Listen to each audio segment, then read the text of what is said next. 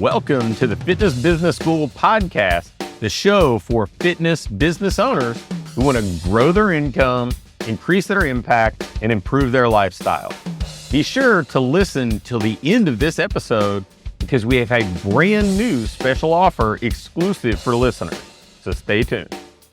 Hey, Pat here with another episode of the Fitness Business School. And today I have my good friend and collaborator on so many different projects, Fred Zoller, on, and we're going to talk something a little bit different. So welcome, Fred.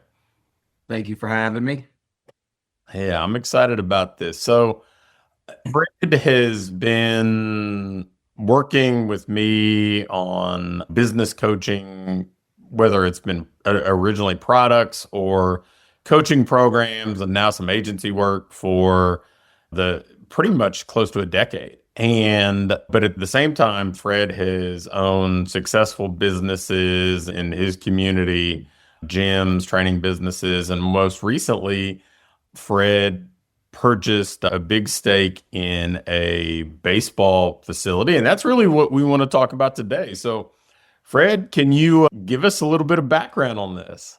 Yeah, absolutely. Probably, let's see, my oldest son now is 13. So probably when he was around 6 years old, we started going to a local baseball, softball training business, which has had multiple iterations now, but it was smaller and in a different spot back in the day.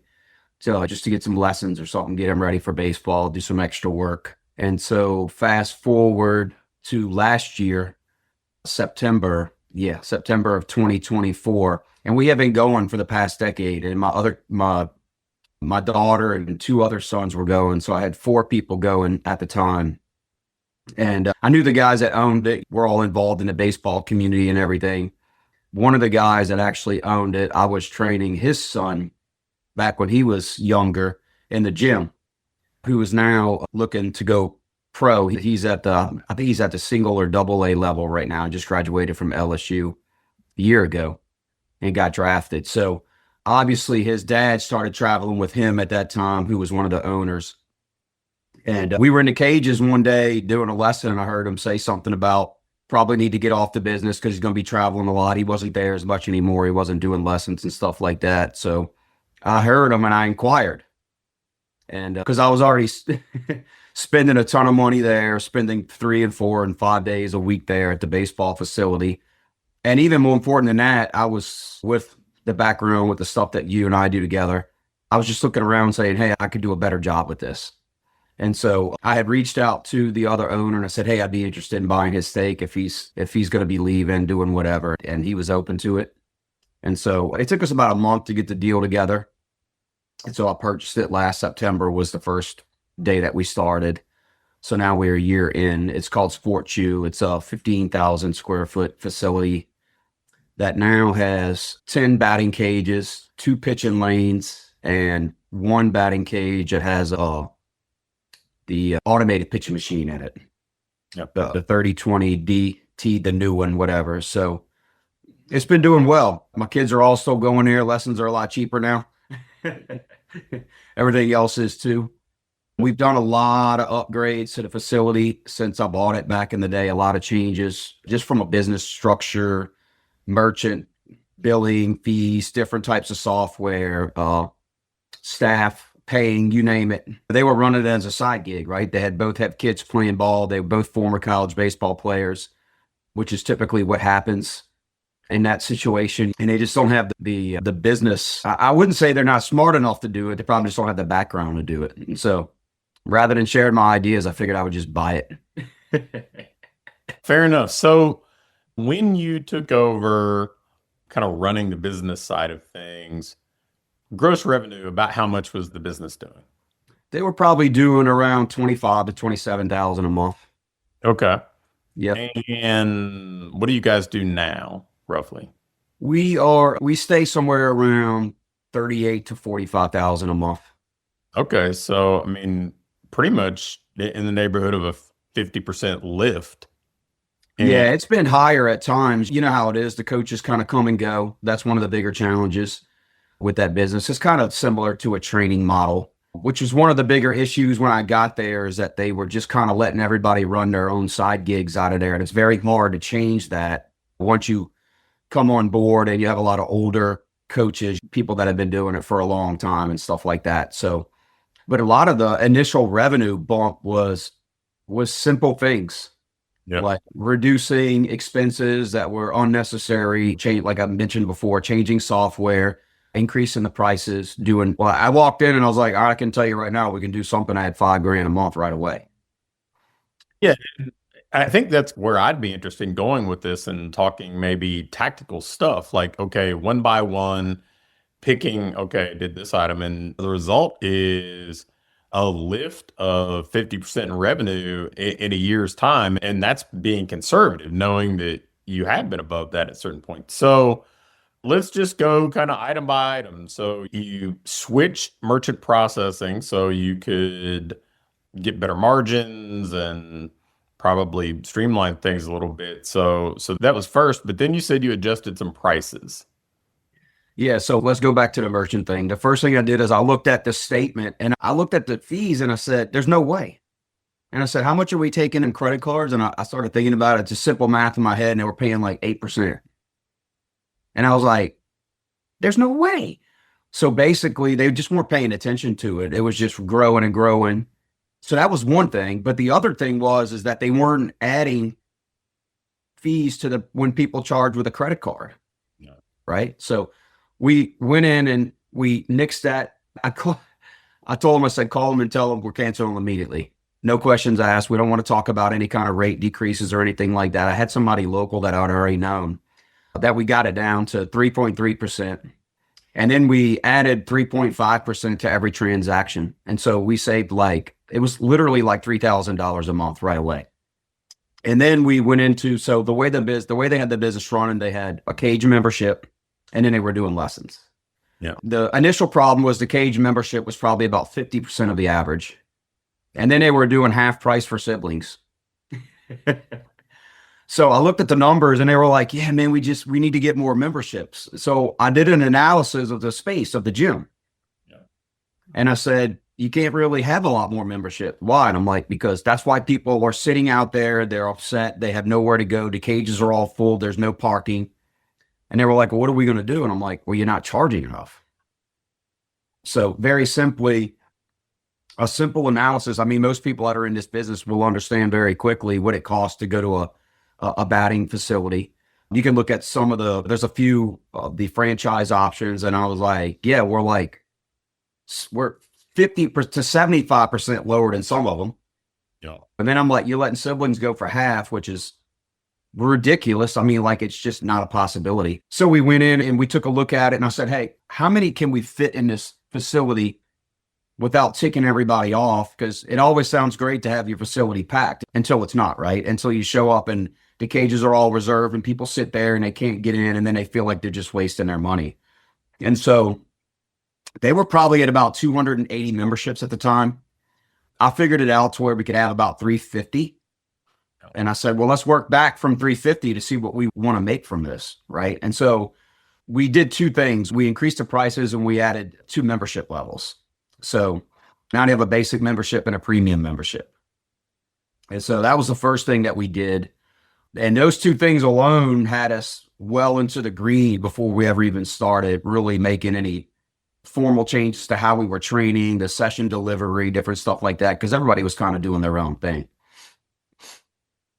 So, I mean, these are things available to most business owners because you get so far into the weeds that you're not really looking at this sort of stuff, right? You get caught up in delivering sessions, putting out fires, handling admin, maybe doing enough to keep some people through the door. And the 2 things you've alluded to now don't even start to scratch the surface on actually going out and marketing the business. It's just cleaning up some things internally. So, all right. So we've got tightening up the merchant processing. We've got improving the membership model to make it more profitable and probably a lot more client friendly too.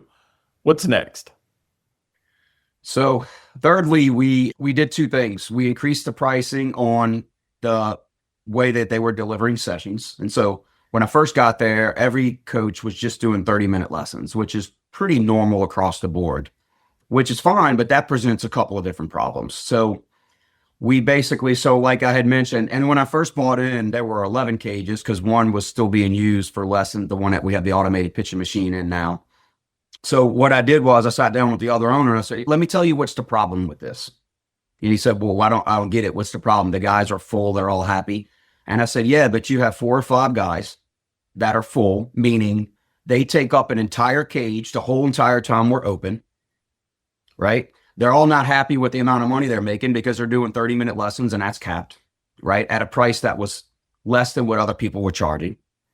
And I said, now you're trying to increase the number of regular memberships that we have and there's no cage space.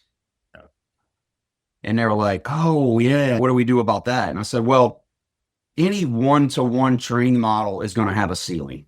Okay. And you can't charge anything that you want, right? There is a cap on what you can charge.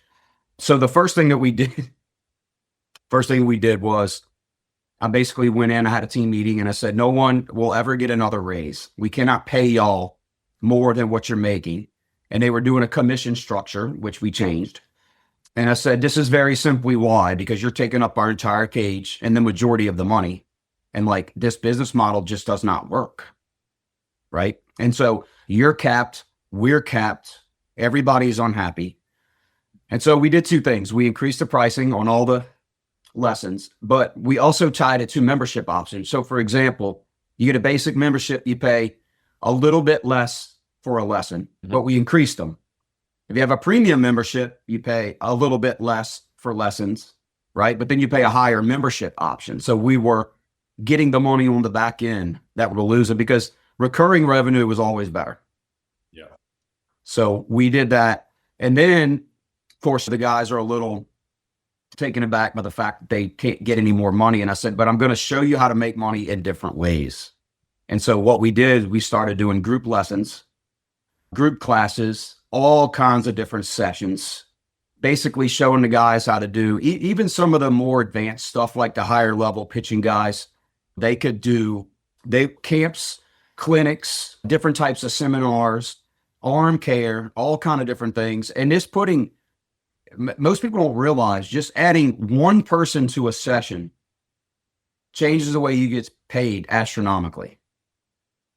Right? So if you're doing 30 lessons a week with one person, 30 lessons a week with 2 people is a massive, massive raise, right? Yeah. So better for the client, they pay a little less, better for the coach, they make a little more, better for us, we make a little bit more. So, and it was hard for them. They're like, I don't know how I'm going to do 2 people at one time.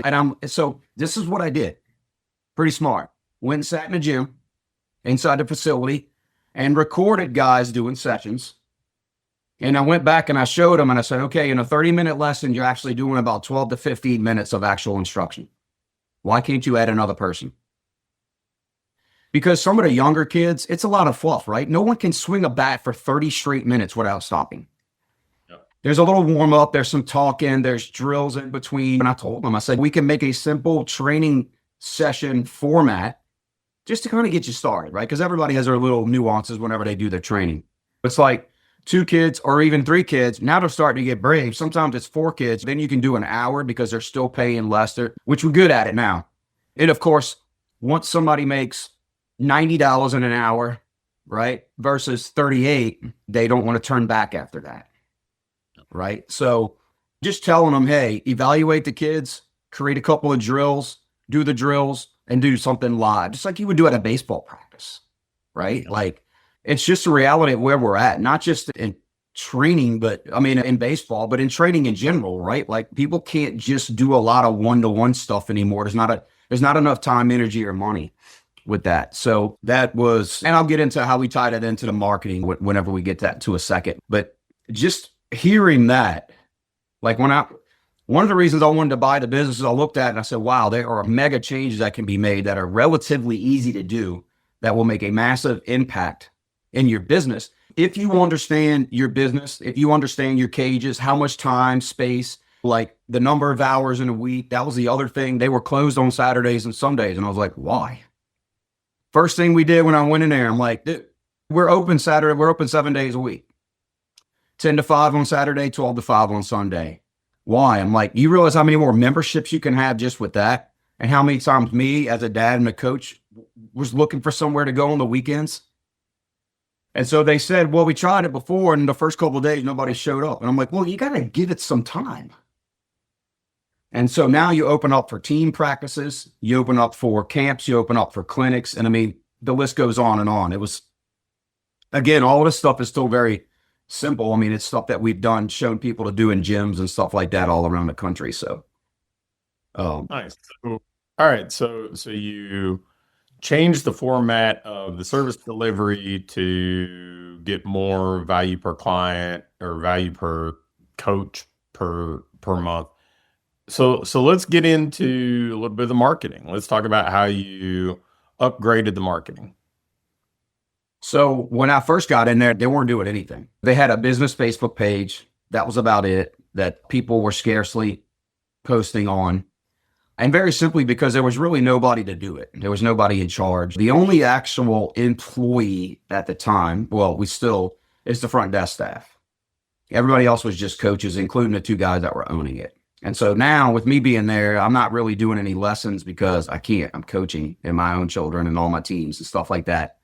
So that was the new aspect of me buying it, was making those changes. And now I'm the marketing guy, right? And so I tried that. Everything was just word of mouth. Their friends would go tell them, hey, they see me playing better. What have you been doing? I'm going to this guy. And I would come in and do a lesson, which is fine. But there were no referral incentives for anybody to go out and do it. There were no trials for cage memberships. There were no player evaluations or basically anything. And so the very simple thing that you could do is you have to let people come in and see what it's like to come in and rent a cage, or like come in and why would I even go to this place? How is it beneficial for me? So we created a trial membership, cage membership, that comes with a player evaluation, right? And a complimentary lesson, right? And so very simply put, they come in, they get access to the cages for 2 weeks. They can have unlimited access. They meet with the coach. Coach does a player evaluation, which is something they would do automatically already. They just weren't really saying they were doing that. And then they would do a lesson, which is like give them a few drills. But most dads, if you're in there to do this, you're not going to be able to do it on your own, right? So then we would say, hey, if you want, we can do a lesson or two a week and execute these drills, and your son or daughter would get better. And so that was the one marketing piece that we did automatically. Outside of organic social media, I'm like, we have 10 or 11 coaches that are executing lessons 7 days a week, and there's no footage. So now the front desk employees have to go in and they take a bunch of pictures every evening when we do training, some candid videos, and then we repost them, and then we offer the cage membership organically. And now most of the people that I've seen are not interested in doing paid advertising, but it's foolish if you're not. It's very simple to run a paid ad to a cage membership that you get all this extra stuff. It works like a charm. It's super simple to do. It's wildly effective. And then the organic piece that I added to it is just, it's always convincing parents why they need to come in and do this.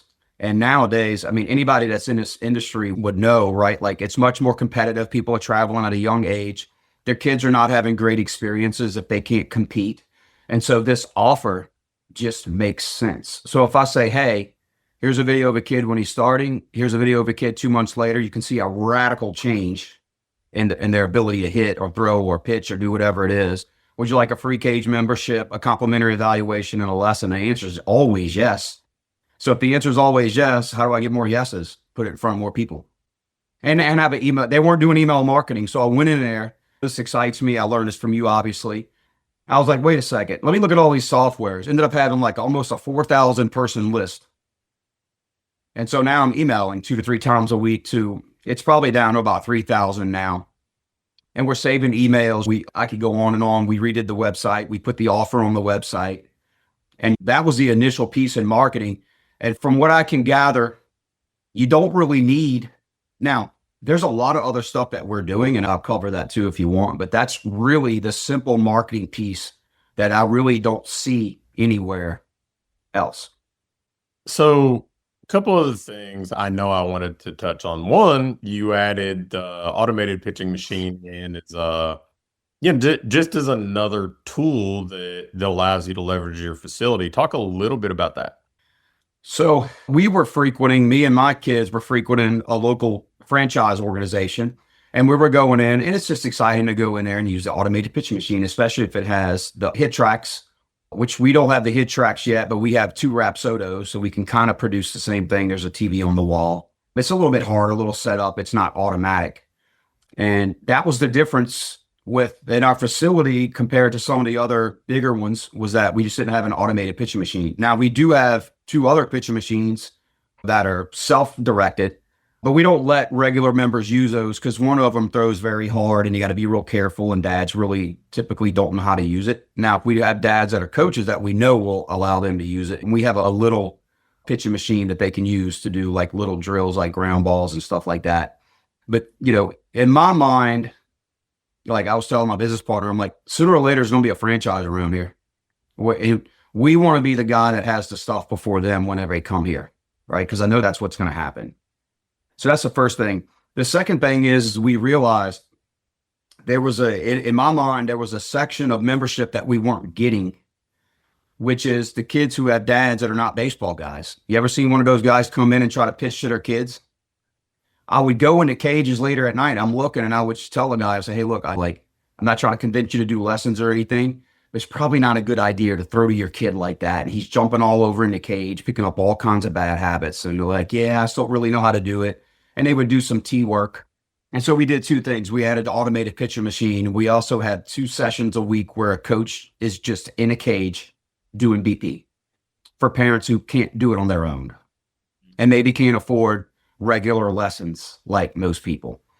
And so that probably brought in, who knows, 20 to 40 memberships just with that.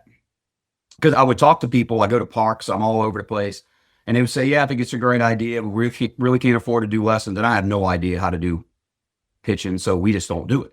Ding, ding. So now we have the automated pitching machine, and we tied it to the memberships, right? So if you have a basic membership, you have to pay for credits. It's $3 for 12 balls, which is not bad. It's pretty inexpensive. But if you go to the premium membership, then you get unlimited balls. So the first thing that we did was we put it in there and we did an internal promotion. Hey, upgrade your membership, pay for the premium, which is $15 more a month, and you get unlimited credits. So you can come in anytime you want and hit. And the machine does all kind of different things. It's got 70 different pitches. So you can work on change-ups, fastballs, breaking balls, sliders, all kind of different stuff. And so we got not as many upgrades as I would want to, because some of the guys are a lot busy, but eventually they're going to learn that I just pay the extra $15, and because that's going to be better than going in and my son, because I already knew from my own kids that $3 or $4 turned into 50 or 60 fast. So as of now, and I'm still kind of testing it, that's how we have it. And it's been working well. So the other thing I wanted to touch on, and this is kind of getting a little bit outside your scope of what you're doing just there, but I know you ran a campaign for one of our other clients recently who's opening up a baseball facility to help kind of seed his audience, build his list. How's that going? Fantastic. As of this morning, 149 leads in 2 weeks.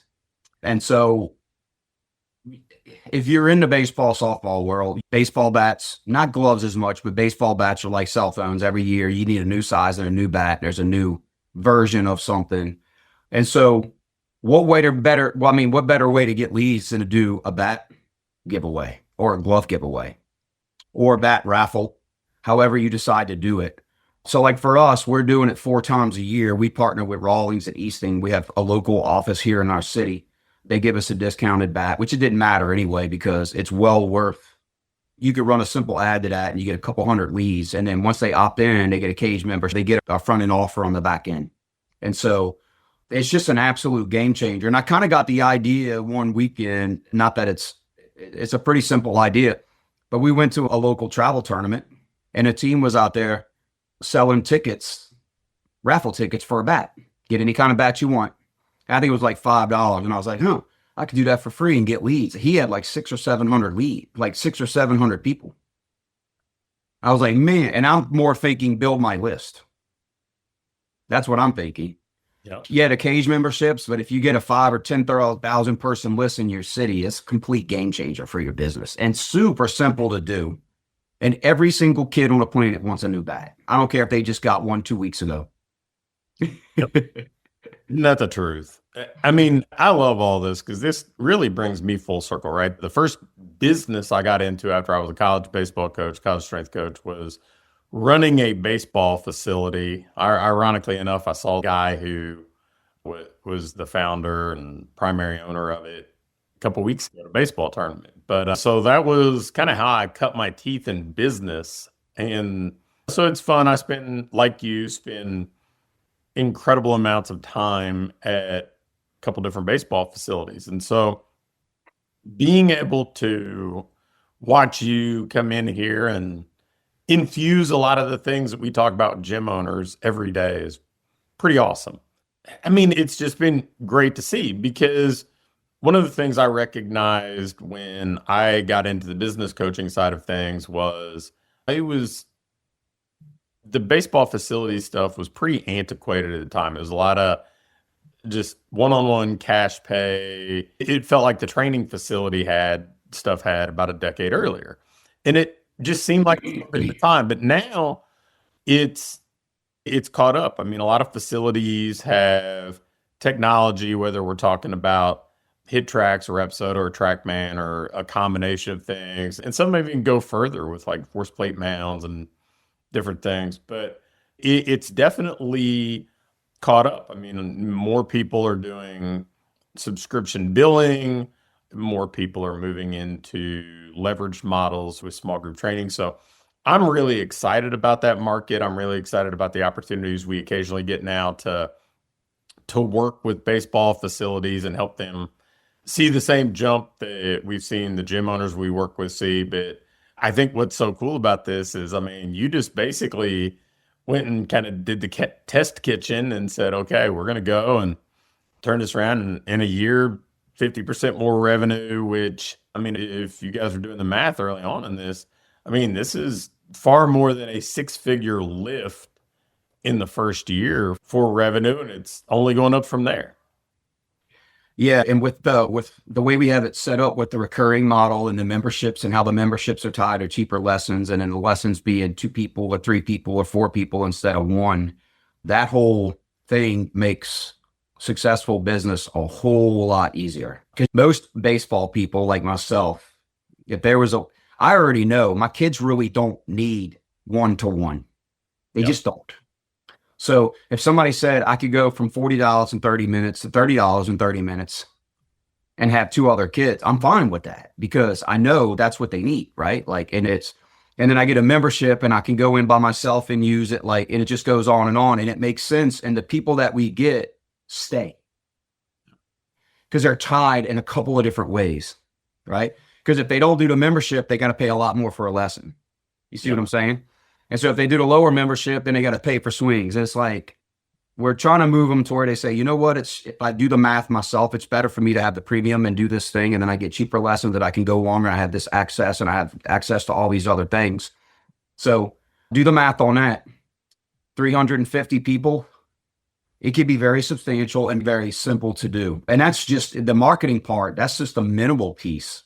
We're adding baseball teams. We want to have at least one team in every age group. We're doing camps. We're doing clinics. We have team practices. We also use our place for baseball birthday parties, which is the deal that we give people is just untouchable with what the kids can do when they go in there. And every boy wants a baseball party.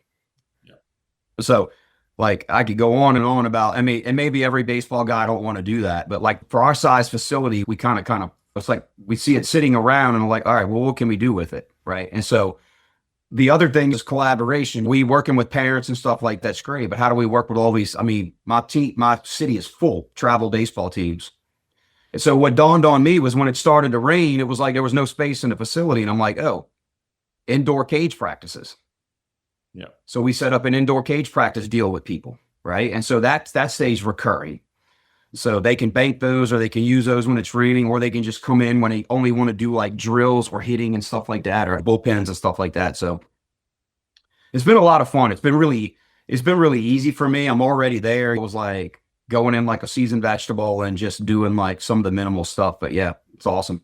I love it. I love it. Well, man, I'm just glad you came on. I thought this would be a cool thing to do an episode about. I mean, both you and I are diehard baseball guys, so it's fun to see you be able to kind of mix the two things. You spend so much time with the business stuff and the baseball stuff and do great work. So yeah, and if anybody checks this out and has a baseball facility and want to kind of audit what they're doing and look for some opportunities, yeah, just shoot me a message at pat@rigsby.com, and Fred and I'll kind of get under the hood and see if there's a way we can help you. So yeah, with Fred, thanks a bunch. And that's another episode of the Fitness Business School signing off. Thanks for listening to this episode of the Fitness Business School. Before you go, I have a quick announcement. One of the things that we've been doing with our current clients is taking them through this ideal business diagnostic. And really what it is this checklist that allows you to pinpoint exactly what your business needs next so you can keep improving, keep growing, and build a business that you love to own. One that pays you well, one that allows you to have the impact you want to have, and one that allows you to have a lifestyle that you truly enjoy.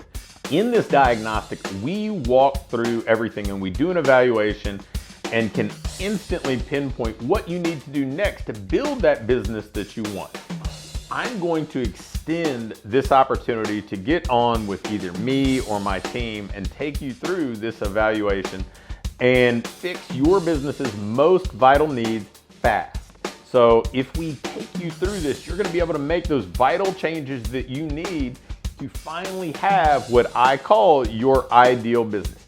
If you'd be interested in going through this entirely free, risk-free diagnostic with us and learn what you already have in place, what you're doing well, and where your greatest opportunities for rapid improvement are, just shoot me an email with diagnostic in the subject line to pat@patrigsby.com. Again, an email to pat@patrigsby.com with diagnostic in the subject line will get you scheduled and take you through this evaluation to help you build the business you want.